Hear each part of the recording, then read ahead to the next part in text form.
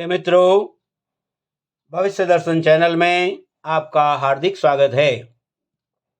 भविष्य दर्शन चैनल आपके लिए लेकर आ रहा है कुंडली में नवग्रहों से विचार करने योग्य बातें। आज इसी संदर्भ में हम बात करते हैं राहु से विचार करने योग्य बातें। ज्योतिष शास्त्र के अद्भुत ग्रंथ उत्तर कालामृत पर आधारित राहु से विचार करने योग्य बातें बताई गई हैं कि छत्राम चामर राष्ट्र संग्रह कुतर्क क्रूर वाक्यांतजाः पापस्त्री चतुरंतयान वृषला द्यूतश्च संध्यावलम दुष्टस्त्री गमनान्यदेश गमनम आशौच स्त्री गुल्मांध्रता अधोदृक् भ्रामिक गारुड़ा यमुमुख म्लेच्छादीनी चाश्रयाः। अर्थात छत्र, चमर, राज्य, संग्रह, कुतर्क, मर्मछेदी वाक्य, अंत्यज, पाप स्त्री, अधार्मिक मनुष्य, दुष्ट स्त्री गमन, अन्य देश गमन, गंदगी, हड्डी, झूठ, भ्रम, विषम स्थानों में भ्रमण करना, पर्वत, पीड़ा, बाहर का स्थान, दक्षिण पश्चिम दिशा प्रिय, वायु, कफ, क्लेश, सर्प, रात्रि, हवाएं, तीक्ष्ण, दीर्घ, सकल गुप्त वस्तुएं, मृत्यु का समय, वृद्ध, वाहन, माता, पिता, नाना, वायु, तेज दर्द, खांसी, श्वास लेना, महान प्रताप, वन, दुर्गा पुजारी, दुष्टता, दाईं ओर से लिखी जाने वाली भाषा जैसे उर्दू है, फारसी आदि है।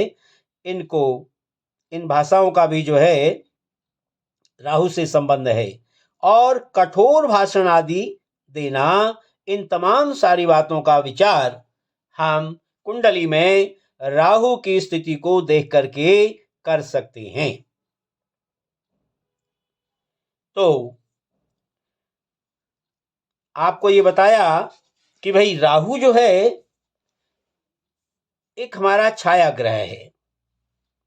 ऐसे जैसे हमारे 9 ग्रह बताए गए हैं, उन 9 ग्रहों में राहु और केतु को छाया ग्रह बताया गया है। यानी कि छाया ग्रह का अर्थ क्या है? छाया का तात्पर्य है प्रकाशहीन। इनके अंदर किसी भी प्रकार का प्रकाश नहीं है। जैसे भी आपको बताया था कि भाई शनि की जो स्थिति है, शनि भी जो है सौर मंडल में सबसे पीछे होने के कारण, सबसे दूर होने के कारण सूर्य के प्रकाश से रहित रहता है। यानी कि सूर्य का प्रकाश उसके पास नहीं पहुंच पाता। इसीलिए जो है वो बताया कि भाई रंग से जो है वो काला होता है। और यहां पर जो राहु है, राहु को भी हम शनि का ही एक छाया ग्रह मानते हैं। इसमें शनि की भांति, बल्कि शनि से कुछ बढ़कर प्रकाशहीनता का दोष है। इसलिए इसके गुणों का समावेश एक ही वाक्य में ज्योतिष शास्त्र ने कर दिया है। क्या कहा है? कि शनिवत राहु, यानी जो राहु है वो शनि के समान ही है। इसलिए राहु को ज्योतिष शास्त्र में शनि का ही छाया ग्रह माना गया है। तो ये जो राहु है बताया आपको, ये शनि की तरह मूर्ख भी है, और शनि की भांति लंबा भी है, और शनि की भांति जो है वो अभावात्मक भी है, और शनि की भांति जो है रोग कारक भी है, और शनि की भांति जो है विलंब करने वाला एक ग्रह है। जैसे आपको बताया शनि के बारे में, शनि जो है यदि सप्तम भाव यानी विवाह के भाव को यदि देख लेता है तो विलंब करता है विवाह में, ठीक वही स्थिति जो है राहु की भी है। राहु भी यदि आपके सप्तम भाव को देखता है तो ये भी विवाह में विलंब कराता है। बिल्कुल ठीक उसी तरह से शनि की भांति जो है ये काम करने वाला है।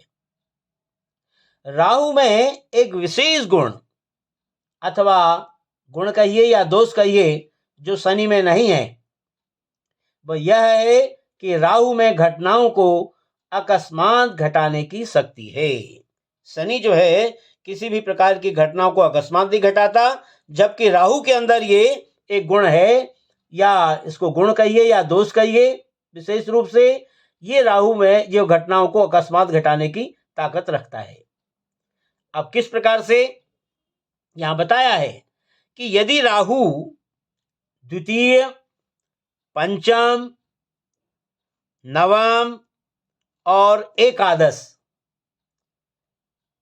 और लग्न में यदि हो तो ये धन द्योतक भाव में स्थित हो, या धन द्योतक भाव कौन से, धन स्थान हो गया हमारा, एकादश भाव हो गया, इन स्थानों में यदि हो और उन भावों के स्वामी केंद्र में आदि स्थित होकर के, यदि इन भावों के स्वामी किसके, लग्न का और आपका बताया द्वितीय भाव का, पंचम भाव का, नवम भाव का, एकादश भाव का स्वामी जो है, यदि केंद्र में इनके स्वामी स्थित हों और दृष्टि आदि से यदि वो बलवान हों तो वह धन को अचानक और सहसा बिना आज्ञा के दे देते हैं। ये राहु की सबसे बड़ी विशेष बात है,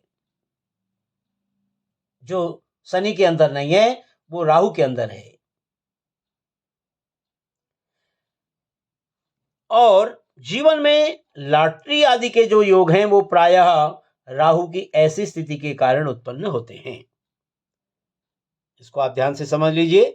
राहु जो है लग्न की स्थिति हो गई, द्वितीय भाव में हो गया, पंचम भाव में हो गया, नवम भाव में हो गया, एकादश भाव में हो गया, तो यहां पर जो है, और यदि राहु इनमें हो और इनके जो स्वामी हैं, इन भावों के स्वामी यदि केंद्र में स्थित हों, तो ऐसी स्थिति में जो है राहु लॉटरी आदि का भी योग जीवन में बना देता है।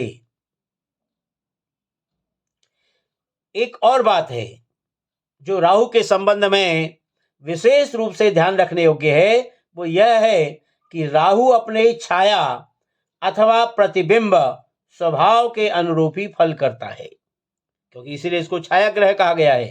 तो ये अपने संबंध में जो है ये विशेष रूप से ये ध्यान रखना है हमें कि जो छाया और प्रतिबिंब के स्वभाव के अनुरूप ही फल करता है।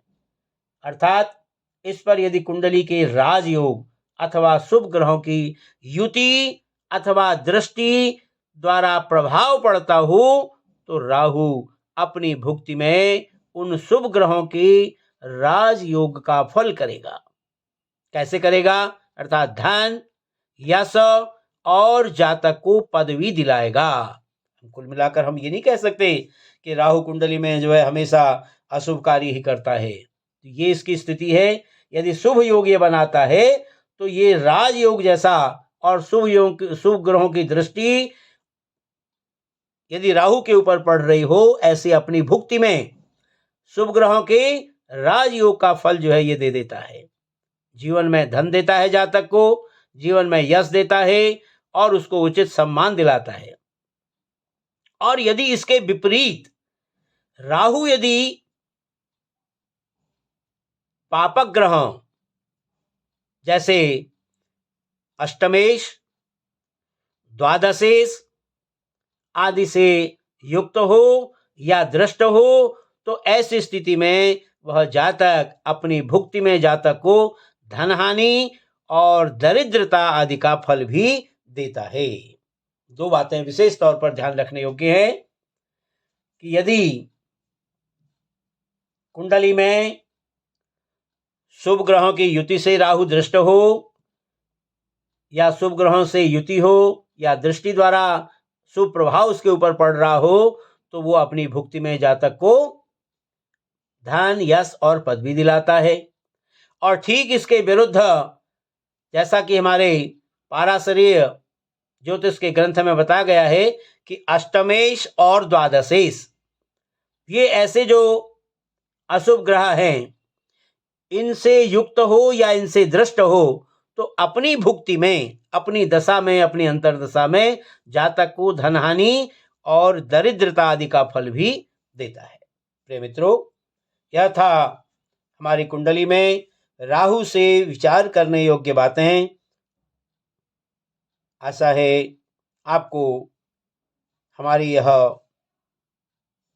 वीडियो अच्छी लगी होगी। यदि आपको यह वीडियो हमारी अच्छी लगी हो तो आप हमारी वीडियो को लाइक करें, शेयर करें और हमारे चैनल को सब्सक्राइब करना भी न भूलें। फिर इसी प्रकार की नई वीडियो लेकर के आपके सामने उपस्थित होंगे। तब तक के लिए आप सभी का हार्दिक धन्यवाद।